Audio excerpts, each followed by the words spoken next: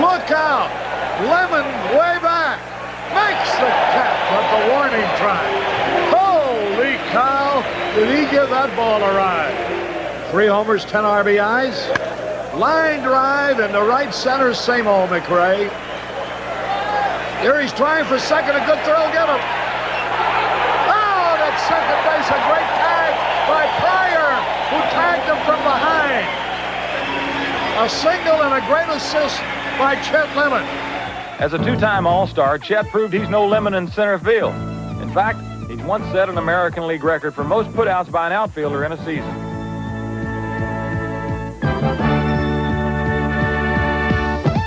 Chet can gun him down. And run him down.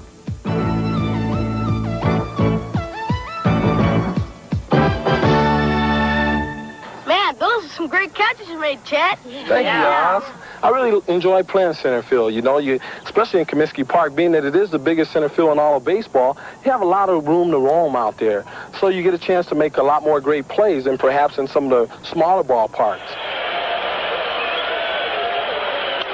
A drive to center. Lemon was shallow. It's over his head, and it's behind him, and he caught it anyway.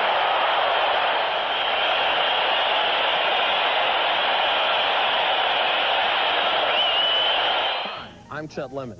Baseball is a long season full of ups and downs. Going to school has its share of ups and downs, too. There will be days when school problems are really tough to solve. There will be days when nothing seems to go right. When ball players go into a slump, we find people to help us. We look for ways to improve.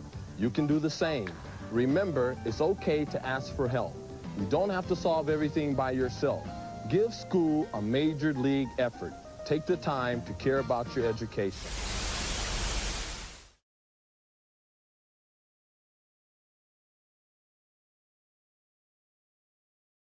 Somebody big just died. Former White Sox outfielder and 3-time All-Star Chet Lemon is dead at 70 years old. My friend Mike North is here to deliver his eulogy. Mike, how are you, my friend? Well, I wasn't happy about Chet going, but I got to tell you, I was surprised because he didn't get a lot of fanfare for such a great ball player, because most of the people covering sports now are under the age of 40. And that's it. But you know what? He's one of the reasons I got that award the other day, And That's we were going right. to talk And I was going to segue into that. I was going to say, you're one of the people covering sports that's over 40, Mike. Yeah, well, again, I'm over 60. I'm over 70. That's right. I wanted to congratulate you again on Thanks, receiving Joe. the Barrett Sports Media Lifetime Achievement Award, which you received over the weekend. Yeah. So from Premier Networks and from all the sponsors. I had 5, 6 calls. I talked to all the people that I worked with, from Mike Murphy to Dan Chiggets to Jesse Rogers to Dan McNeil, to all these people. I still see them. I took a lot of people with me. But the main cog is BB, and that's it. I mean, she gets everything done. She's the one that straightened me out when I would go wayward, would be out too late or whatever. Get your rest, do this, do that, eat right. So I started listening to her a couple of years ago. And no, I listened to her a long time ago. I stopped drinking about 18, 19 years ago.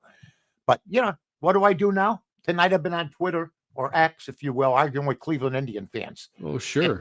I think the name change was appropriate. That's what I do. Right. But I got a ton of nice people, hopefully from Cleveland, listening tonight. Some of them very insulting to me, but that's okay. Hey, okay. We invite them all, Mike. And before we transition off, Aldo was at the event with you, and he was kind enough to give me a little clip of your acceptance speech. Get out of here, Aldo! Come on now. So let's take a look. My mom, I told her I'm going to be on radio. She heard me on radio. They weren't huggers or anything. They were very suspicious people. She says, "How did you pull this off?" And my father finally figured out that I might be something in radio when he got free nuts and screws at the hardware store. Yeah, that's part, and that will be out. That's out all right on North to North, and yeah, it was great. And congratulations to Bruce Gilbert, Danny Parkins, everybody out there that did. Yeah, that's awesome. So it was a good time. And one of the reasons I got into sports radio, thanks, Joe. One of the reasons I got into it Well, before I get into those reasons, I know we're off the beaten path. I got to get back on it. That's what pros do. So let's talk about Cumberland Chapels, ladies and gentlemen. That's right. That's it. Anthony Lupo Sr. and Anthony Lupo Jr. will be at the party I'm going to be having down the way in a couple weeks at Pennyville Station, and they're going to be there, the Cumberland Chapels folks. And there's some testimonials. And boy, you look at the testimonials, and you know these people had been to Cumberland Chapels before. It's professionally done. This is where they chose to have their final resting place. You couldn't ask for a better place. You couldn't ask for a better place, period. End of story. 8300 West Lawrence Avenue, Norwich, Illinois, 60706. Takes up the whole block. And then you go to Pennyville Station, where I'm going to be having this get-together in a few weeks. God, he got established right when COVID was hitting, and they survived it. And they busted their tail. They have an outdoor, it's beautiful. Would have been nice to be out there today. Right there, an outdoor in the front garden where you walk through people and you say hi. There it is. Look how nice that is. Go out there. It's across the railroad station, 112 North Main Street. There's my buddy Jesse Rogers. He was not able to make it because he had a trip to Italy planned. But I will be seeing him. 112 Main Street, Park Ridge, Illinois, 60068. PennyvilleStation.com. Parties, everything else you need. Tino Antonacci came with me to this thing, along with Jerry Riles, John Suntress, a lot of the guys I worked with, BB. I saw guys like Matt Spiegel there and Lawrence Holmes. A lot of the score guys were there. Oh, yeah. Had people fly in. Joe George from Houston. I mean, people flying to see me to get this award. I was flattered. Tom Scher came in from Phoenix, Arizona. So just a great thing, great fun. But now, business. That's right. It's all about business. And Chet Lemon. So good. So good. So understated. Did you see the catches? Those were no gimmies. Those ain't gimmies, folks. This right here, that ain't a gimme. Hello. And then he's fast enough to camp under it. He wore my favorite number, 44. He was one of my favorite players on the White Sox. That's Ken Kravick throwing that ball. Look at this guy. And then he throws him out. Now he's going the other way towards right. And Hal McRae was serious, man. And he throws him out. Look at that play. That was unbelievable. Unreal. That's why. And how many times you see a center fielder throw from right field across his body? Just a great, and he was a great guy. Look at this play. I mean, I'm sorry. Just lays out for it, man. He's as good. He's as good as anybody playing today. Period. End of story. Great arm. Back when you had to have arms. There you go. Look at this. Come on.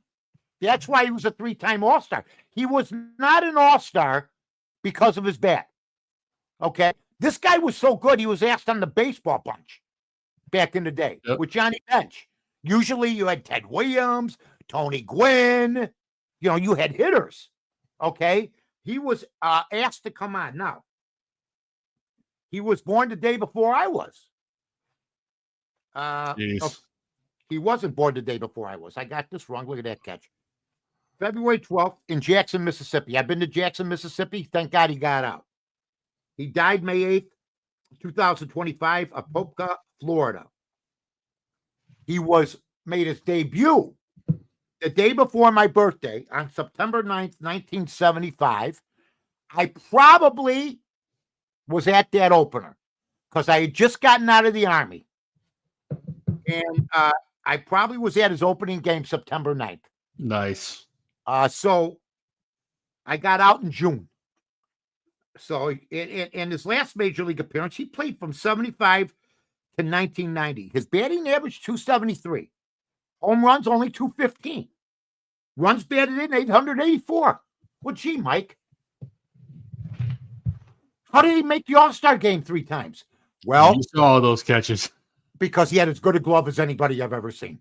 Glove and I've seen an arm. Yeah, I've seen Mays. I've seen Pearsall in center. I've seen them all. I've seen Mantle. I've seen Duke Snyder. this guy was as good an outfielder, but the reason he didn't get more all-star appearances is because he was only a 270 hitter. Okay, those were the cool White Sox. They were. Blues. Every uniform I sort of liked. I mean, even these now. I look at Richie Zisk there, and then what do? We trade him at Detroit. There it is at Old Tiger Stadium. We trade him to Detroit, just like the Cubs got rid of Willie Hernandez to Detroit, and in the same year, Willie Hernandez wins the Cy Young Award, and Chet Lemon plays center for the world champion Detroit Tigers. We just let him go. But I'm not bitter. How do you get rid of Chet Lemon? How can you get rid of Chet Lemon? Because they wanted to move on. And then Detroit goes, are you kidding? You're serious. Okay.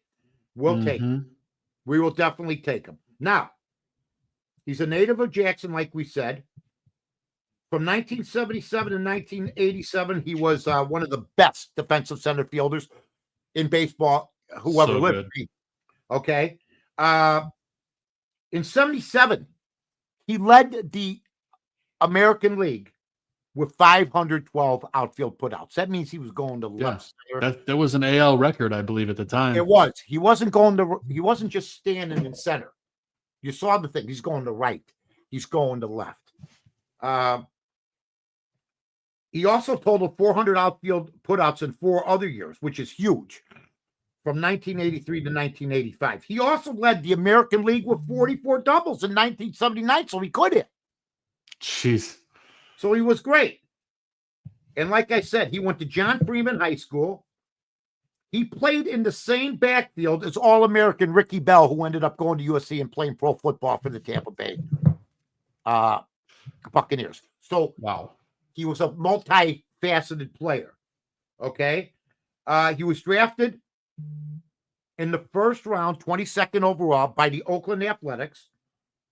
He began his baseball career in 72, but in the 70s, the Oakland Athletics were the champs. Tough team to break into. Okay. You were set at every position. You had Bill North in center, no relation. Joe Rudy in left, and Reggie Jackson in right. He was traded along with Dave Hamilton from the Athletics to the White Sox for Stan Bonson and Skip Pitlock. We robbed them. We robbed them on that deal. Bonson wasn't a bad pitcher, but we robbed them on that deal. Believe me, folks, when I tell you this. During the 75 season, he batted .307. Wow. With 8 homers and 49 runs batted in. But that was in the minors. But then they saw that and they said, come on up. Comes up to the White Sox in 76. They wanted him to play third. Paul Richards said, not with that glove. The manager, they go, are you kidding me? I've been watching him shad flies out there. He's going. Yeah, this guy's got to be in center. He's got to be in center. He came into his own as both a hitter and center fielder in 1977. He scored a career high 99 runs. Look at my guy. I love that warm-up. There he is. 70 years young. Got to throw out the first pitch. We'll talk about his community work in a minute. He was one of those guys that just didn't talk the talk. You know, he walked the walk. He had strokes, which made me sad. Yeah. It made me very sad. And he aged rapidly, which I think it will tend to do. All right. 77, he was hot. With the White Sox in 6th place, they still made the All-Star game. They finished near the bottom of the division standings with him in the lineup, but it wasn't his fault. And on November 27, 1981, they acquired Lemon in a trade that sent Steve Kemp to the White Sox. We got killed on that deal. Yeah, we got killed. Kemp wasn't a bad player, but he wasn't Chet Lemon. And he was a right fielder. I liked him. He was a left-hander, but Tiger Stadium seemed more suited. He was right. Chet was right about that Comiskey Park outfield, folks. The old Comiskey Park. Old Comiskey, yeah. Forget about it. You're running still. You ever been to the forest preserves over off Irving and Cumberland? It's nothing but grass. That's what you were doing. you were running. Okay. 1984 season. He's with the Tigers. 35-5 they start off.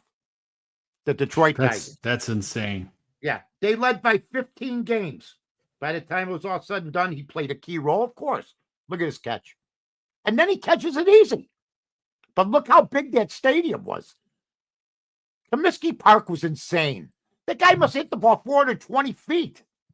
Yeah, that's a home run anywhere in the league now. But this is the play, one of the greatest plays you'll see a center fielder make. Running to his right with a fast runner, you're out. You're out. Yeah. 85-89, it started to go a little bit down on him. He played 144 games in 86, 145 in 87. Okay? He upped the Tigers, though, win in 87. The AL East for record of 98 and 64. In the spring of 90, Chet was diagnosed with polycythemia vera, a rare blood disorder. During the 90 season, he missed 47 games with injuries, and he went through a divorce that affected his concentration. He failed to hit a home run between early May and late September, and he had a career low 378 at bats, so it was starting to unravel for him there. He got injured in spring training. He was waived by the Tigers. And then in December in 2001, he underwent surgery to have his spleen removed. Okay. His personal life, he was married to Valerie Jones. Sounds like a movie star. Really. They had 4 children. He was divorced from her in 1990. So they had about 11-year marriage, okay? He became a member of the Jehovah's Witnesses, Chet did. Okay? Wow. That's when you start looking around. What did I do wrong? Who can I go see? What can I do? Sure. Should I go see the Buddha? Should I go see those guys, Hare Krishna guys? What should I do? He became a born-again Jehovah's Witness and was introduced to the religion by Jerry Hairston Sr. His son played for the White Sox, and so did Jerry Sr. And due to his religious faith, Lemon declined. Now, here's where I got a little pissed. To stand for the Star-Spangled Banner, a point of which he sometimes was criticized. In a 1987 interview, he explained, "I believe in God's kingdom. I acknowledge God's kingdom over earth. I give my allegiance to him and not his flag. I'm grateful to the United States, grateful to be able to live in the United States and have an opportunity to have my beliefs and go door to door to share them. But the national anthem is a ritual. You have to think about what's being said. Rockets, red glare, bombs bursting in there. We do not believe, nor do we salute in war." Well, you'd be speaking German now. Okay? Yeah. You moron. I'm sorry, Chet. This is very serious with me. Okay? I almost went to Vietnam. I don't like to hear that. Yeah. I don't want to hear it. I love you. And I really love the way you played the game. I love what you did with your life. But I'm sorry, you're speaking German and you're not, and we're taking over. So you can't have that attitude. War, unfortunately, is necessary. Although right now seems to be we're starting not to have wars. We got a guy that's trying to stop some wars. So did good you for hear, him. Mike, did you know that Jehovah's Witnesses won't take donated blood? I didn't know that until the other day. Wow. You know what would make me puzzled about this, Joe, is what would made you look into that when you were looking into the Jehovah's Witness thing with Chet? Yes, actually. Or were you basically just thumbing through some magazine? It was a combination of both. It was that, and then there was a show that came on. It was a doctor's show. It was on TV. Oh, I hate those. I always have the symptoms afterwards. And the doctor, the person died because he wouldn't take donated blood because he was Jehovah's Witness. For Christ's sake. And you know what? I'm sorry. You're not going to be on this show. There's not a show called yet. You deserve to die if you didn't take medicine, okay? I haven't. That's the sequel, Mike. You deserve Somebody to die. big just died. Will now transition into this point of the show into you deserve to die if you don't take medication that the doctor gives you, okay? That's right. Enough is enough. He died of a blood disorder, but he was honored for the 40th anniversary team. That team was so good. Sparky Anderson was so good. He had such great players on those teams. They were fun to watch. Mickey Lolich. And, yeah, I mean, I don't even know. Let me look up the 84 team. 1984 Detroit Tigers roster. I like to look. You talk to the lady with the black box, you know. And, That's right. You can't say her name, though. No. Okay. They gave me all the bums first. Sid Manji. Yeah. Sid Manji. Aurelio Lopez. Can we get to the regular guys, please? It would be a fun. Now, the infielders, Doug Bergman, who grew up, Dave Bergman, excuse me. I played ball with his brother. They grew up in Park Ridge. So Dave Bergman grew up in Park Ridge. Alan Trammell, Lou Whitaker, Jack Morris. They didn't really, Willie Hernandez. They didn't have a team that should go 35-5. They did not. They didn't have a team that should win it all. Gates Brown, Roger Craig were the coaches, Sparky Anderson. Outfielders, Kirk Gibson, who I know. I know Kirk. I saw him at an outing not too long ago. What a giant. And I mean, he's a legend, you know. Guy hits a homer and limps around the bases. So that was a great team. But Chet was a huge part of that. And then he got into the community and did community service for Detroit. He established a Chet Lemon baseball school in Lake Mary, Florida. He coached 2 successful AAU teams. Chet Lemon's Juice, that was the name of the team. So he had great players. He had players who eventually became major leaguers. Chet Lemon coached a kids team, right? Mm-hmm. You know who played for him? Zank Greinke as a kid and Prince Fielder. How about that? Some good names, Mike. Yeah. He was also the head coach for Eustis High School, where he led the Panthers to the 2003 state championship. I mean, the guy was a winner through and through, and I loved him. Went to White Sox games. He was one of their better players. There's no doubt about it. Played from the White Sox from 75 to 81. Look at that. Is that pretty? That's beautiful, isn't it? Isn't it? Wow. Now, hitting the ball had to be a problem. Low ceiling. Yeah, there's a very low ceiling. Yeah. God bless him, man. Gave back to him too many. 3-time All-Star, 78, 79, and 84.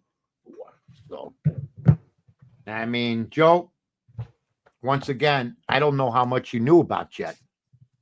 I knew Chet because of his, as a White Sox fan, I knew Chet for his defensive prowess. Yeah, you know, you always saw the highlights growing up and all the highlight reels. And granted, it's Sox before my time.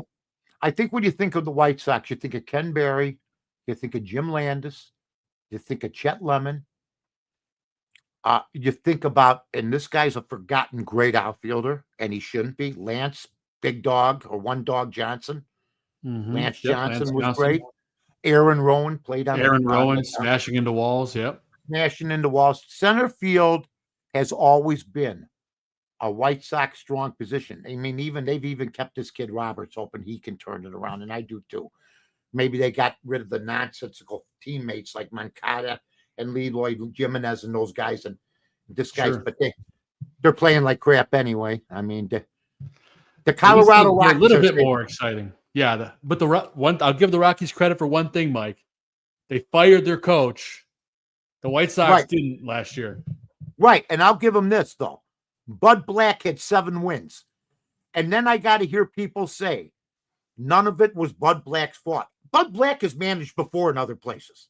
Okay, I don't want to hear that nonsense. Okay, I seen what a manager did with the White Sox with Wes Vanderbilt. They're better this year. I don't care if they have less wins than last year. The White Sox are a better team this year than they were last year. They're playing fundamentally better baseball. They seem to have a little direction, but they just don't have the talent. And you can't win without the talent. And he didn't have it in Colorado, and Vanderbilt doesn't have it yet with the White Sox. So, no, but Chet Lemon had it. Chet Lemon had it in bunches. In bunches. Basically made an all-star team 3 times with great players in center field back during the time. By the way, Harry Carey was sensational as an announcer back in the 70s. Yes, he was. I mean, let's see the opening one more time, Joe. I want to hear the whole thing again. I want everybody to listen to Harry Carey, not when he got to the Cubs with the White Sox. Let's see. Joe's going to pull it up here. He's an expert at this. All right, here we go.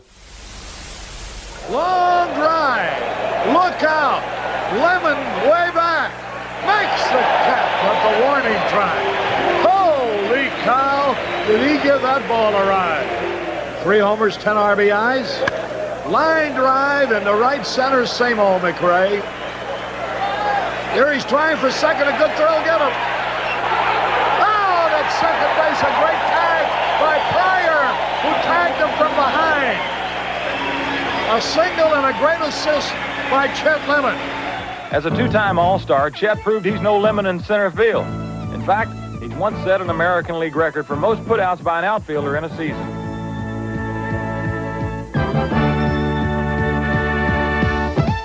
Chet can gun him down and run him down.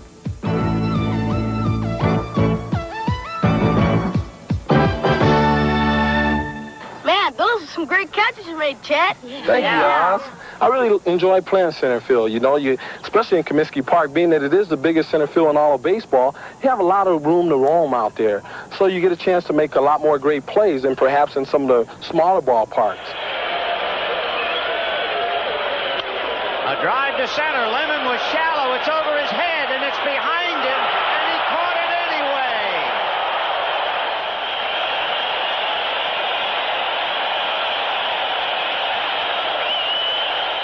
I'm Chet Lemon. Baseball is a long season full of ups and downs. Going to school has its share of ups and downs, too. There will be days when school problems are really tough to solve. There will be days when nothing seems to go right. When ball players go into a slump, we find people to help us.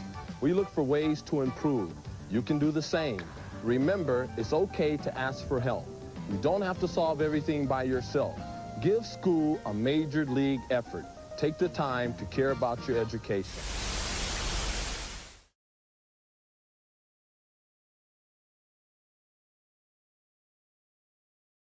Wow. That was awesome. I wanted to watch it again. I forgot how great he was as an outfielder. Chet's good, dude. This is the one reason, the very short coverage of him, very short coverage of his death. And, you know, I guess it's up to the boomer. I heard that name tonight. I was arguing with some of the people in Cleveland. And so, you're a boomer. I love that name. I love the name boomer. What do you want to be called? A millennial? What is that, a flower? What is it? Hey, boomer. Basically. Hey, millennial. What am I supposed to be impressed? Boomer remembers how good Chet Lemon was. Joe, you're not a boomer. Are you a boomer? Not yet. Nah, I was born in '88, so I don't know what that makes me. What am I? I don't know. Am I Gen Z? No, you're a father with a couple kids you got to get to. That's what that makes you, right? That's right. Yeah. Yeah, Gen Z's another one. What are you, space people? Forget about it. I'm a boomer, and I'm proud of it. Anyway, on behalf of Joe, on behalf of me, on behalf of Cumberland Chapels, on behalf of Pennyville Station, on behalf of our great people, thanks again to all the listeners who helped make me get that Lifetime Achievement Award. I appreciate it very much. And the Barrett's Media, appreciate y'all. To everybody I work with, the bar room. I was on vacation at the time. I was in between jobs, and I saw a guy named Eldo Gandia on Twitter. And at the time, he had black hair, combed back with sunglasses. He basically looked like the guy that killed Tony Montana from behind at the end of Scarface. Yeah, that's right. And I said, anybody else would have been intimidated. I said, I got to meet this guy. And I think he looks like he might know what he's doing. I didn't look at it any other way. I was right. So I don't know how many years I've been with the bar room now, but it's been a while, and we got great people at the bar room. I had a nice little testimonial to the bar room guys the other day too. So on behalf of everybody at the bar room, on behalf of Joe, on behalf of me, on behalf of Cumberland, on behalf of Pennyville, we love you. And Chet Lemon, yeah, you made the cut. Somebody big just died. Good night.